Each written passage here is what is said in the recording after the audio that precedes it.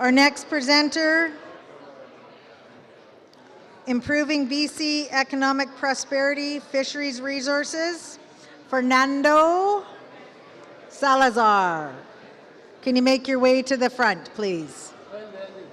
And who? Andy. And Andy Olson. Once I flip my page.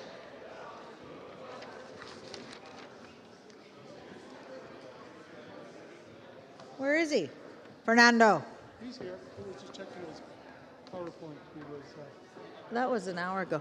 All right, everyone, I'm going to ask you to take your seats as I hustle the panel up.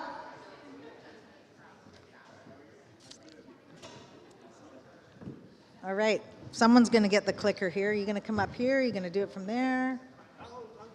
All right, first Jordan's going to... So Jordan's going to do an introductory to this panel and set some context, and then we're going to go right into the panel with Fernando and Andy Olson. And with that, I turn it over to Jordan Point. I'll take that away from you, sir. All right, thanks everybody. Been enjoying the presentations, and I wanted to make sure to give some context to today's conversation overall. You'll recall yesterday we talked about the vision in your kits, about the action plan and the vision of the Fisheries Council that was mandated by the chiefs many, many years ago. The leadership had quite a solid vision at that point that still rings true today, and that is that nations will continue to work together and work with other levels of government to do the important work that we have about we'll work in partnership and share management responsibility based on our ownership of our territories and our right to manage the fishery. We will work with other governments and third parties to ensure recognition and respect of our title and rights and conservation and appropriate management of the resource. So we've covered a lot of ground since yesterday. We had a federal focus yesterday. This morning we moved to a provincial focus in some of the initiatives that we're doing, working with the province on the Coastal Marine Strategy, the Water Sustainability Security Fund, and also our Pacific Salmon strategy that we all embrace. But there's a very important element that I wanted to make sure that we didn't bypass. The Fisheries Council, we work as a convener and creating the open space to have these dialogues for people to identify priority issues. But I wanted to also make sure that a lot of the work that gets done, we talked about PSSI, we talked about 647 million, we talked about BC Shrimp, we talked about doubling the amount of money, but a lot of that is supported by programs. And programs come out of whether they're federal, provincial budgets, funding envelopes, and they're managed by people who work hard in the background to ensure that money gets dispersed for different activities. And I wanted to make sure to give time and space because I have a lot of respect for these two gentlemen here that are part of our panel for the amount of effort and time and energy they put together working kind of in support of that Indigenous framework of developing their management structures, their business enterprises, and I wanted to make sure that we gave time for them to help. Not everybody understands the work that gets done, whether it's through the PICV CFE envelopes or even the NFA process for supporting the loans and lease programs, those kind of things, and the business side of it. So I wanted to make sure today that we gave some space for some of you who are looking for opportunities. Like I indicated, Nayo's in the room here too. I really have a lot of respect for the work and the caliber of work that both Fernando and Andy do, and the amount of time that they spend traveling around and visiting sites and visiting these organizations and their initiatives and helping put together business plans and those things. I don't want to steal your presentation, but anyway, it's a lot of great work, and I'm looking at Ann Susnick in the room here, who helps to support that work also from Fisheries and Oceans. So this is a bit more of the engine room kind of like work that we don't often talk about, but I think it's critical to understand it and listen to it and put some faces to the people that you're working with. I realized once I was talking to somebody, and I realized the First Nation person that I was talking to had never actually met Fernando. And so I was like, oh, well, you guys actually need to meet, because the things you're asking us are things that they can help work with you through. So I wanted to make sure that we actually put this connection together. So I don't want to steal any more time from their presentation, but I figured this was really good, important work for everybody to hear. I also wanted to say to the room that we've got a lot of people that are watching online that are sending us questions and salutations and that here. So just enjoy the work, and if you do get questions from other people, feel free to bring them up, and we'll be sure to bring them to the table. So thank you. Before we start, we got Fernando, and he's the business development team, and he also works for the Skeena Fisheries Commission, and Andy Olson is the Native Fishing Association. So with that, Fernando and Andy, and they're going to share time. Good morning, everybody. Before I begin, first and foremost, I want to thank the Musqueam Nation for your hospitality, for welcoming us here, and also to the First Nation Fisheries Council. Thank you for the invite to present.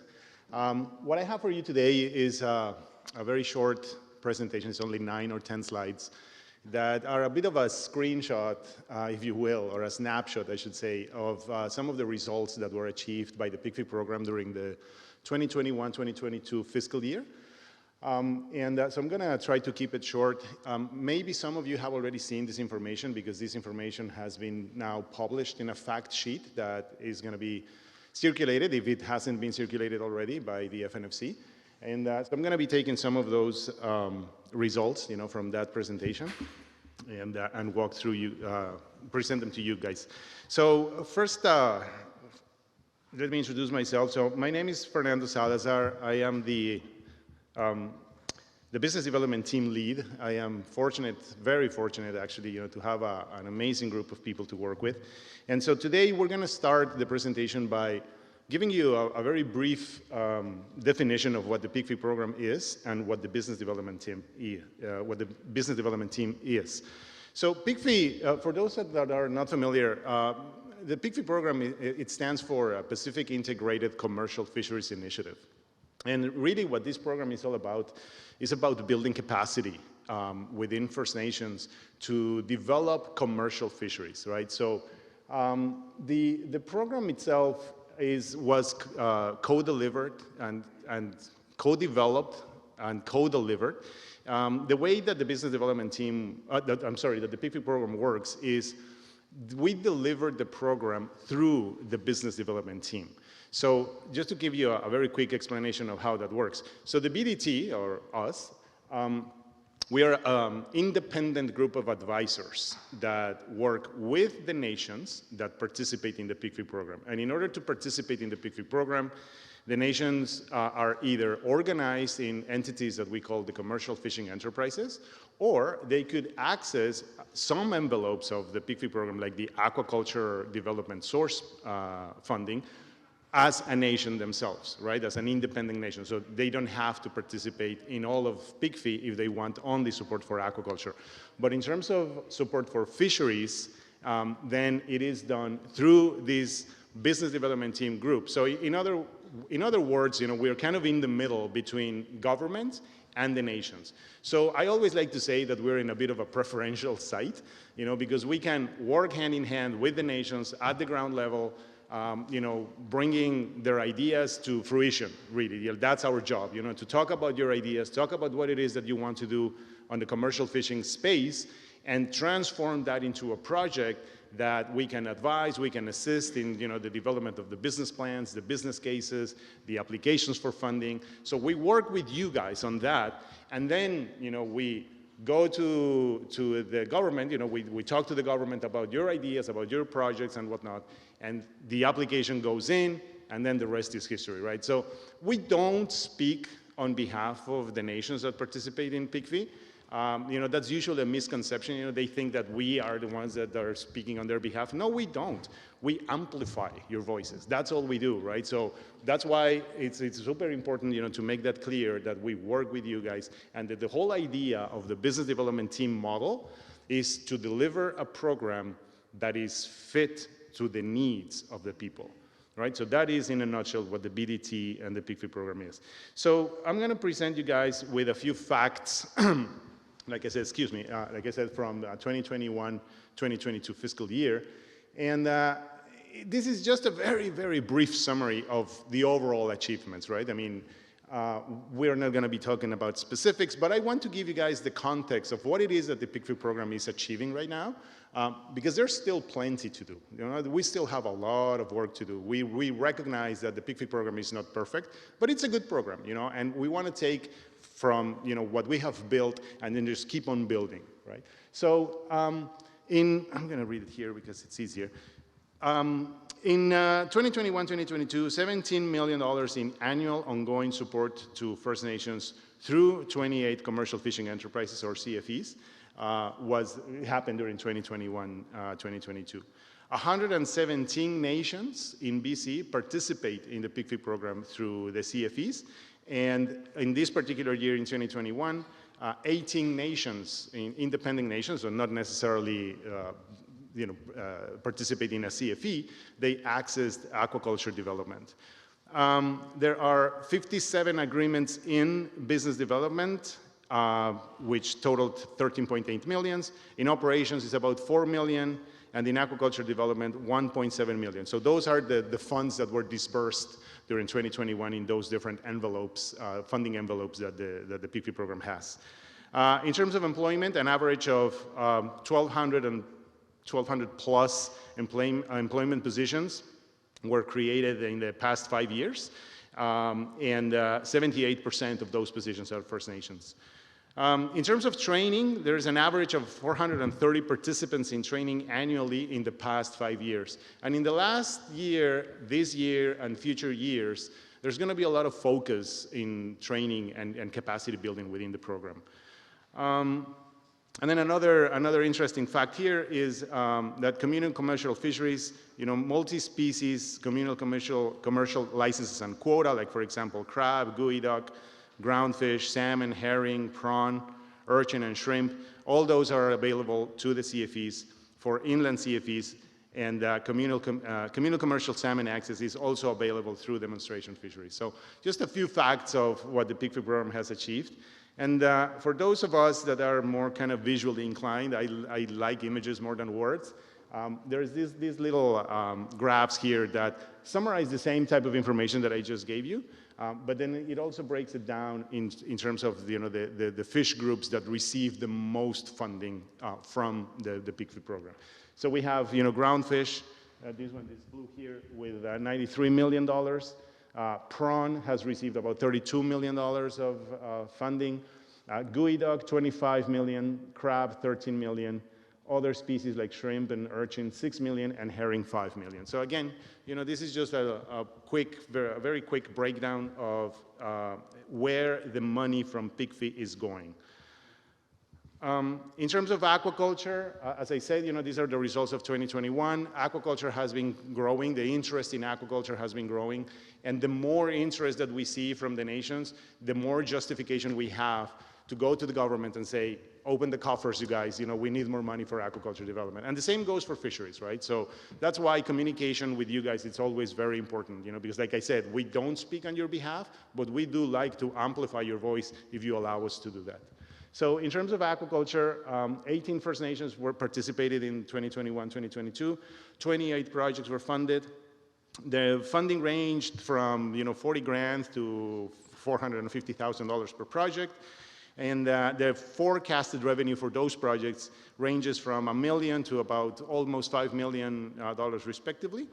And the majority of the funding went towards shellfish, mostly oyster farms, and I have here oysters, scallops, tilapia. There is also a tilapia farm that has been supported.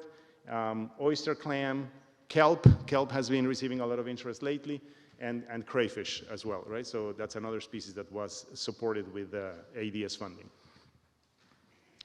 Now, in terms of training, like I said, one of the things that we do is we deliver training courses to the nations that are interested in taking them. We have an ongoing program that is called the Fnfc program, or the Fisheries Enterprise Management Training Program.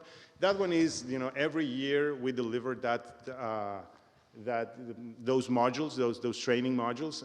Many nations have taken it. Many people from many nations that participate in PICFI have taken these modules, but we continue offering them, right? I mean, because we want to continue build capacity within the nations. And so this is a table that kind of summarizes some of the training offerings that were provided during 2021. And mind you that we were just coming out of the pandemic, right? So, during 2020 and 2021, we didn't really travel. We didn't do much with the nations in that sense, because the pandemic was in full force. You all know that. But now that we're coming out of the pandemic, we're kind of slowly getting back into the nations, getting back into addressing their training needs. And so, again, these are some of the numbers. As you see, we do like to track which of the participants identify themselves as indigenous, because at the end of the day, the interest of the program is to build capacity within indigenous people, right? So I'm not gonna read them for you. I mean, the table is it's self-explanatory, but it just kind of shows that there is a pretty high number of participants, that have received the training. And like I said, we will continue offering this training. So in 2021, in addition to the Fnfc modules that are the first table that you see there, we also delivered training in license management, and we also delivered, it wasn't really a training, it was more like a workshop to present software that EcoTrust has developed for communal commercial fisheries called FDM. So we wanted, for the CFEs and the nations to be aware of what this software was all about and whether they were interested in using it for their own operations. And then, we also delivered a MITEX and Ocean Supercluster workshop, where people from these organizations explained, how the nations could benefit from this program. And then we also delivered 4 sessions of board of directors training. And this was quite, it was well attended, but it could have been better attended, I guess. So we're gonna be repeating many of these training offerings for the future, so that the people that didn't have an opportunity to participate can do it in the coming years. So some of the offerings that we have planned for 2022 in terms of training, again, we will continue with Fnfc. We also deliver, well, we don't deliver, but we make the arrangements so that the nations can access the type of training that organizations like FishSafe provide. We also provide a workshop. This is going to be an ongoing offering as well, that we call the Fisheries Business Planning Workshop. So this one is kind of to bring fishers on board, to this workshop to better understand all of the business of fisheries, right? I mean, not just fishing, not just how to fish, but the business of fishing itself. And then this year, we're actually launching a new funding envelope that is called the Harvester Training Supplement. So same thing, right? I mean, in the spirit of continuing to build capacity within the nations, we're kind of bringing as many little offerings as we can to cover the needs of the nations, right? And again, this comes from you guys. We just hear what you need, we hear what you want, and we work with the government and try to deliver it to you guys. The other 2 offerings, digital marketing, is also something that the CFEs asked for last year, so we made the arrangements, and now we have these consultants ready to do this digital marketing workshop this month, actually.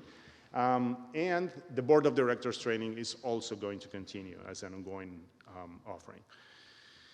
A few, just to close, a few more things about what the BDT does, because, yes, we do help with the preparation of applications to the program, the preparation of business cases and business plans, but that's not the only thing we do.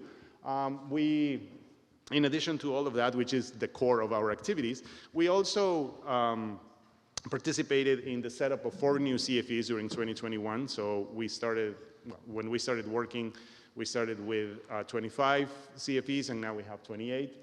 Well, it should have been 29 if you do the math, but one of them dropped. So we have 28. Then we maintain what we call the CFE Hub, which is a website. And it's really what we want for this website to be is like the main point of access for the CFEs, you know, for documentation, information, even job searching, you know, and classifieds. And like we want to position this website as the main place to go for the CFEs.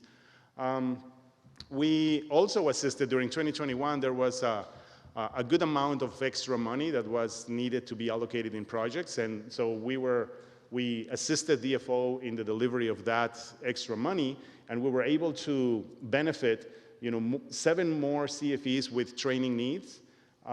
5 more nations were benefited with aquaculture projects, also from that excess money that we had at the end of the year. And 20 more CFEs were also benefited from some of that excess money that was available during the year.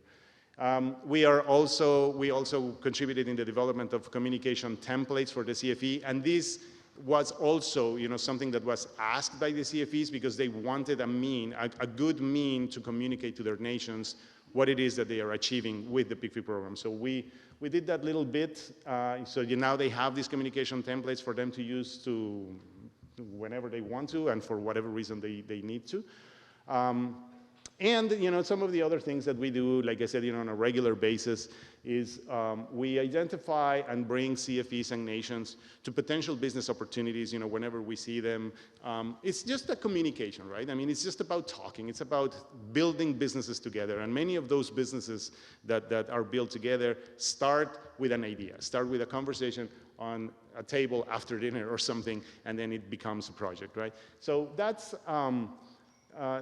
what, you know, what we do in the BDT. We also have presence in a number of tables, like the PSSI, the Salmon Dialogues, the Aquaculture Act, the National Aquaculture Working Group, the Transition Plan Working Group for Aquaculture. I mean, we try to kind of be informed of everything that is going on with government.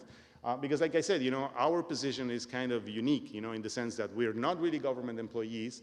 We have the benefit of working very closely with government employees, but we also do the same thing with the CFEs, right? So, and with the nation. So we are in that position, you know, where, as I like to say, use and abuse us, you know, because we have our hand on many little things that we can help with, right? So, and now, you know, speaking of that BDT model, which, by the way, started in Atlantic Canada and then kind of slowly started to work its way to central Canada and now the Pacific, this BDT model of delivery of programs has shown that it's quite successful. You know, so we're starting to see that other programs are looking into a delivery following, if not a similar model, they're actually talking to us, you know, to the BDT, and how can we be part of that? And one example is the PSSI. So we are right now in fine-tuning the details of how that is gonna work. But it is expected that, you know, we're going to be adding some more members to our team so that we can work with the nations that will need, you know, the alternation program from the PSSI. So again, you know, in keeping with that model of the BDT, we want and we hope, you know, that this model gets even more common, you know, within government, because we have seen that it's a model that really, really works for the benefit of the nations. So with that, I'm gonna leave you with my contact information here in case you need to reach out to talk about PSSI, to talk about aquaculture. And if you're not a participant of PICFI, you're not within a CFE, but you want to talk about the program, by all means, reach out. Okay? Thank you.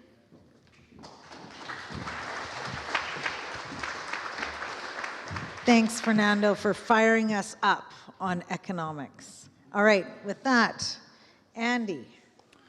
Good afternoon. Good morning still. I'm Andy Olson. I'm the Executive Director of the Native Fishing Association. We are an Aboriginal financial institution based in the organization of the Native Brotherhood, which is the oldest Indigenous organization in Canada. We work with our own money. We don't have program dollars from DFO or from other government entities We use our own money that we have from the original transfer of funds from the government in the 80s of $11 million. We still have that same $11 million that we are working with today in the form of a significant investment portfolio that funds our organizational activities. We have a loan fund that supports loans for Indigenous independent commercial fishermen. We have a license bank that we lease licenses to commercial Indigenous fishermen to participate in the commercial fishing industry. And we do business support for fishermen that are looking to grow their business, change their business, get a new vessel, access new licenses, or just need business support so that they can learn how to do their business better. That's our place in this fisheries world. We're not a rights-based organization. When I go to government, I'm advocating for independent Indigenous fishers. That's who I work for. I don't work for any nation. I can't sit there and say that I'm fighting for a group other than independent Indigenous fishers. And when we're at the table and I'm speaking about the issues, they're common to fishers across the globe, across North America.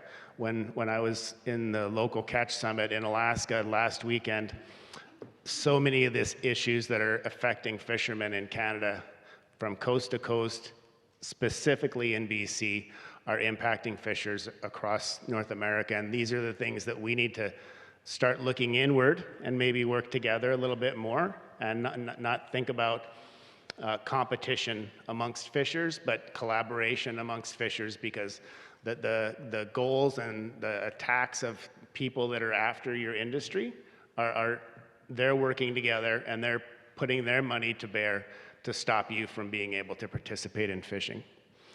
Something I think it's important to remember in this discussion is that there's more to fisheries than salmon. There are salmon issues in BC, absolutely. But there's a lot of fisheries out there that are fully sustainable and provide great opportunities for people to make a really good living, to provide for their families. One of the things that we are up against in BC is corporate and foreign ownership of licenses and quota.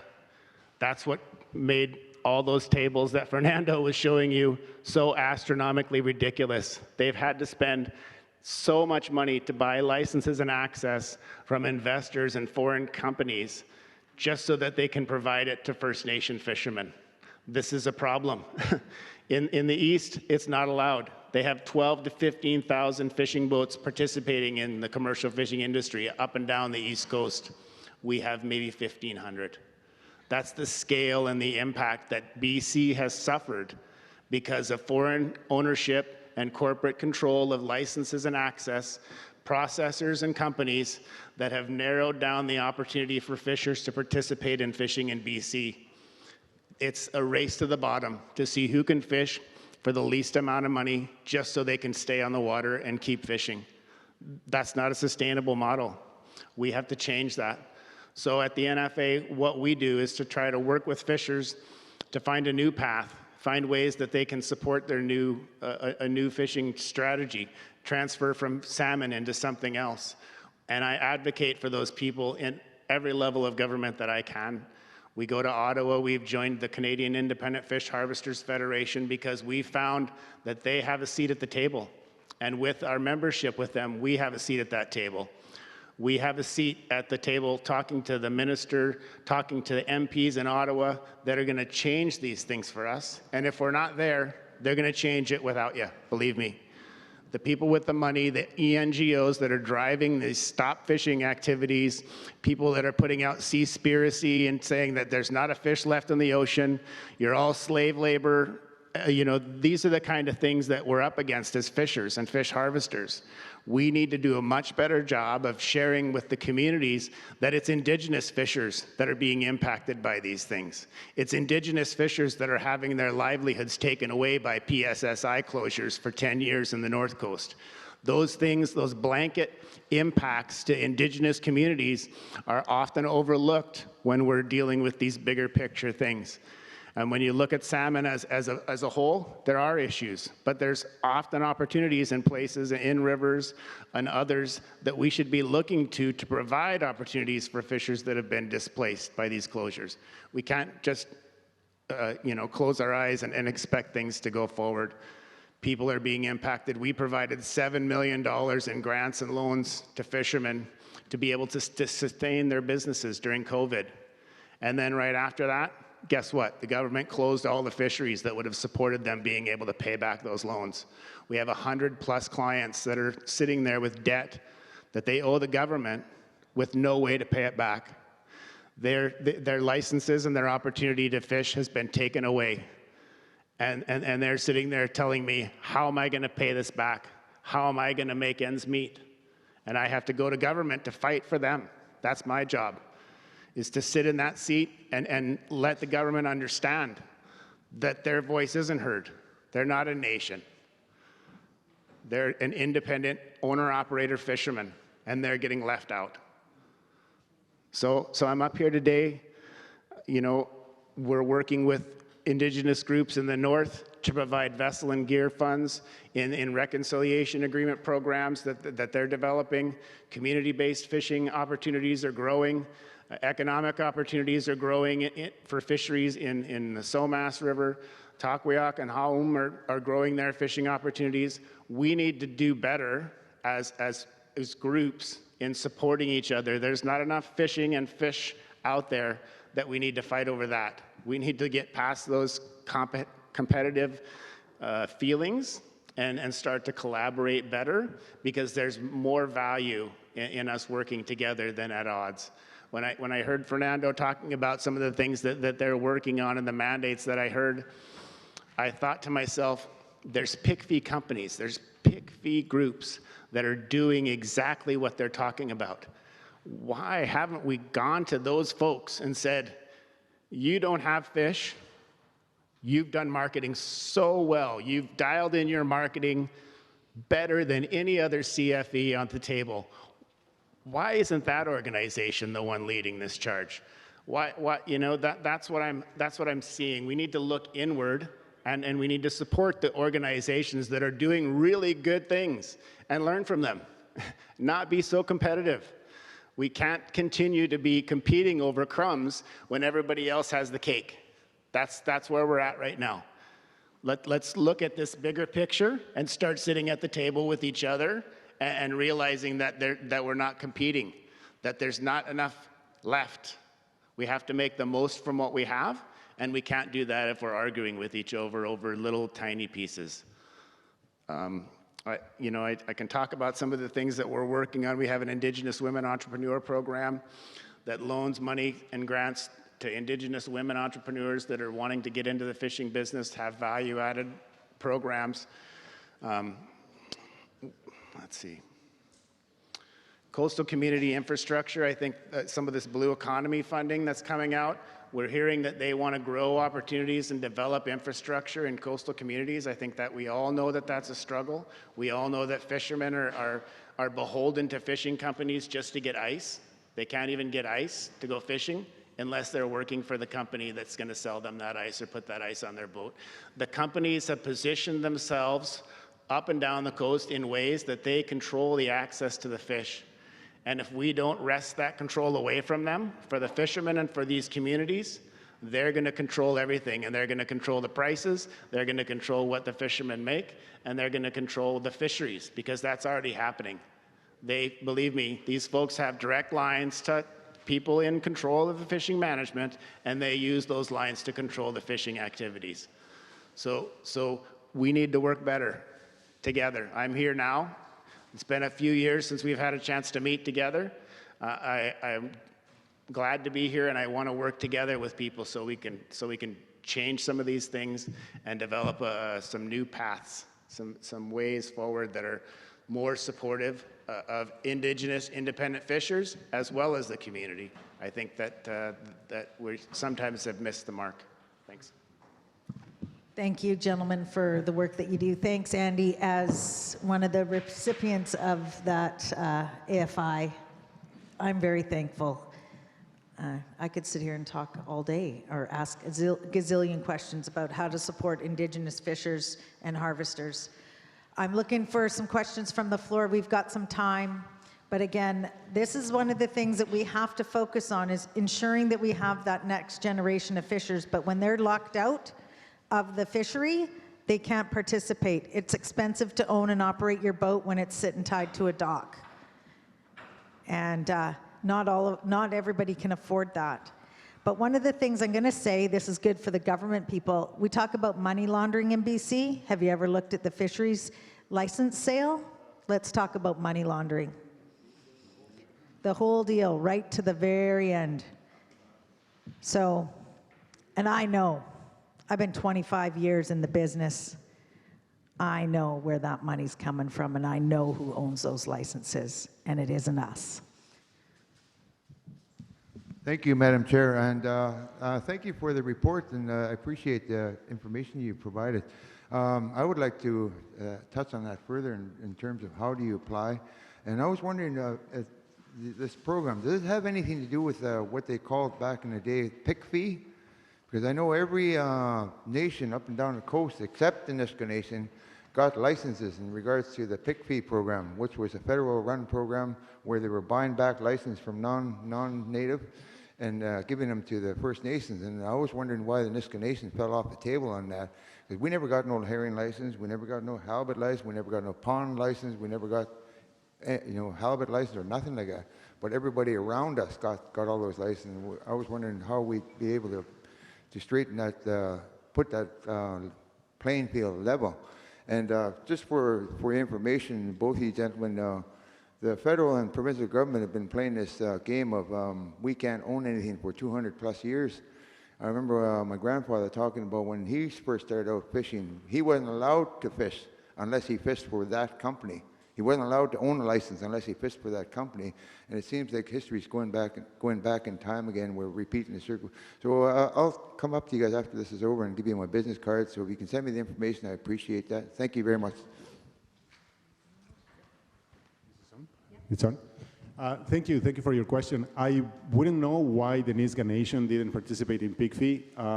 The nations that organized themselves to participate in Fnfc did it many years ago, and then this new, we called it the new entrance process that happened during 2021. That's when 4 new CFEs were formed. They do include a number of nations, so this is really like a conversation that needs to happen at the nation level. However, if you want, I mean, we can talk offline about the potential for participation for the Nisga'a Nation. I know Ann Susnick, who is the manager of Fnfc, is here today. So if you want, maybe we can have a conversation. And because I wouldn't know why the Nisga'a Nation was not a participant. Any other questions from the floor? We have a few minutes.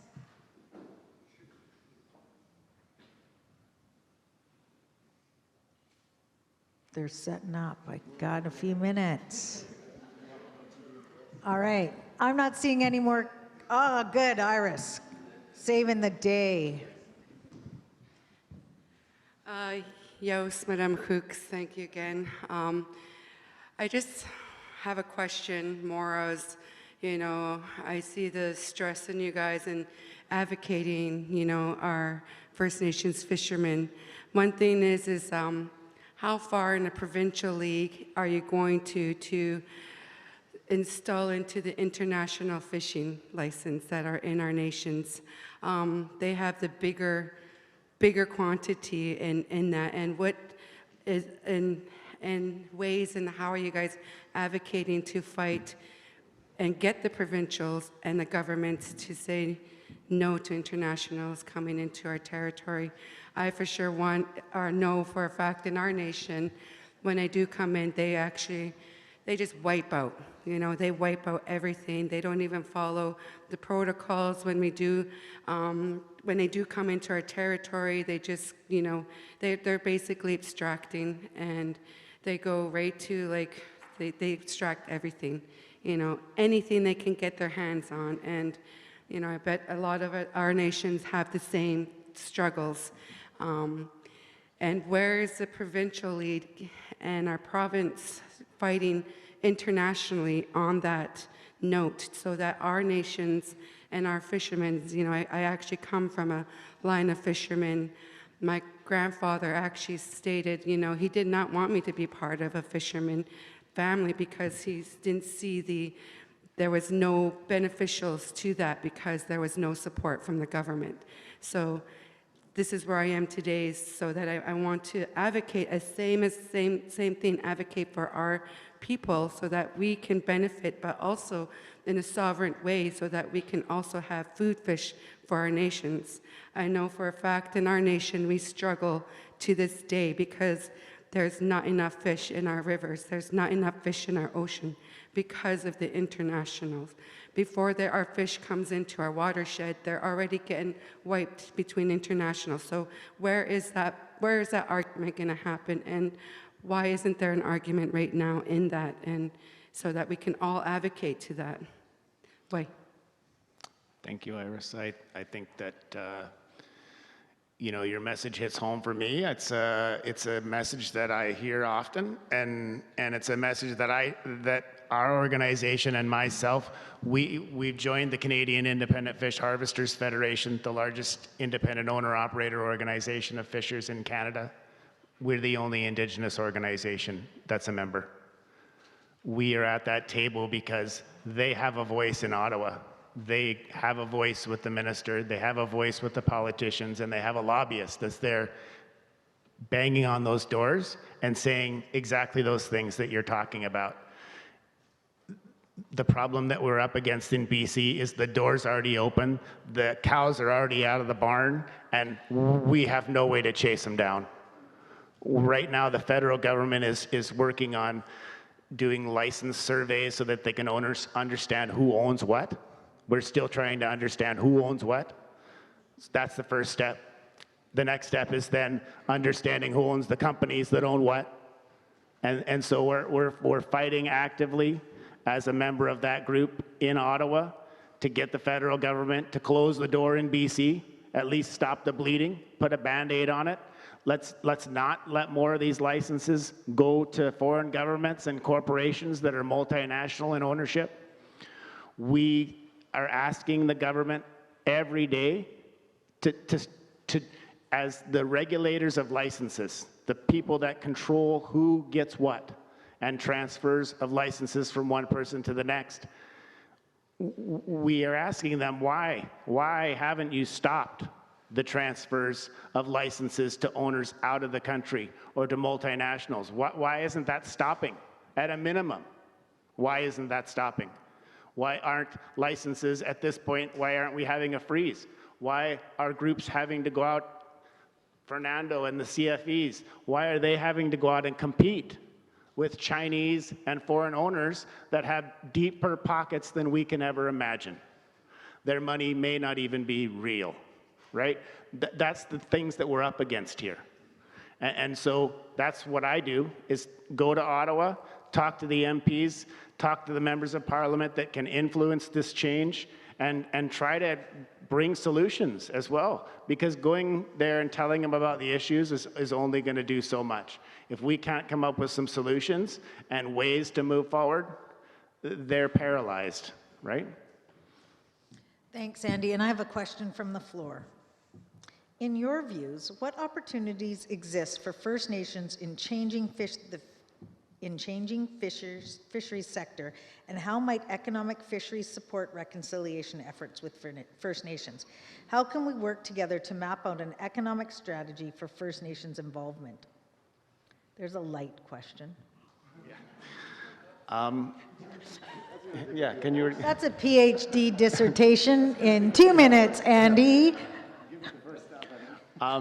Yeah, I think that there is an opportunity for fisheries and economics of fisheries to work to support reconciliation. I think that it needs to be, we need to work on collaborating on these issues so that we're not spending money to buy things back from people that shouldn't have owned them to begin with. I think that's step number one. I think that spending tens of millions of dollars to buy licenses and quota that have been inflated through speculation and investors is a big problem. But I think that one of the ways that they can bridge that gap, and one of the ways that they can create a better future, is through economic opportunity fisheries, community-based fisheries that are taking licenses, quotas, and transferring it into a community-managed, community-operated, community mandated fishery that supports the local members, the people in the community, drives fish into local plants, creating infrastructure that provides opportunity for fishers to get the maximum value of small catches, and creating an opportunity for small-scale fisheries that provide opportunities for independent owner-operator indigenous fishermen, not just the communities and the government companies. I think that we need to look at the top down and providing opportunities, but we also need to provide funding and capacity support for those fishers that want to engage and get into the fishing industry. I see in indigenous communities more than any other, young people wanting to get into fishing, young people wanting to get into the fishery and understand more and learn how they can become a fisherman like their ancestors. And we need to do a better job of being able to find ways that they're supported and that it's cost effective and within their reach by providing funding and access to the supports to learn on the water, to have access to vessels, licenses, and gear. There's a way forward. It's not out of reach. Thanks, Andy. Fernando. Yeah, thank you. I agree. I agree with everything that Andy said. In our case with the CFEs, the COVID pandemic was a big eye-opener, because we realized that the Big Fish program by nature is a commercial fishing program, right? So it supports the development of commercial fishing. But like I said, during the COVID pandemic, we realized, that even the commercial fishing enterprises, the CFEs themselves, were not well positioned to take care of their nations, to take care of the food security within their nations. So that kind of sparked, several conversations with some CFE managers about focusing their businesses on communal businesses, So the Big Fish program is still applicable, because we're talking about the development of a commercial fisheries enterprise, but the focus of the CFE should always be the communities and the benefit of the community. So it's not only to make money, but to establish I guess, a baseline of living standards for their communities. And that's something that the CFEs are kind of interested in pursuing now, and not just developing businesses just because, but rather a business that in the difficult situations can support its community. And in fact, Andy and we just came back from a conference that focuses specifically on that, on communal, on the development of communal-based businesses. And you and we talked during the conference that, there's many lessons learned that we can bring back home here and start working with the nations on that. So I think that that's a way, at least a small way, but a way for sure, that we can start moving forward towards that security. Thank you both. Thank you both for all the work that you do. With that, the First Nations Fisheries Council has a small token of appreciation.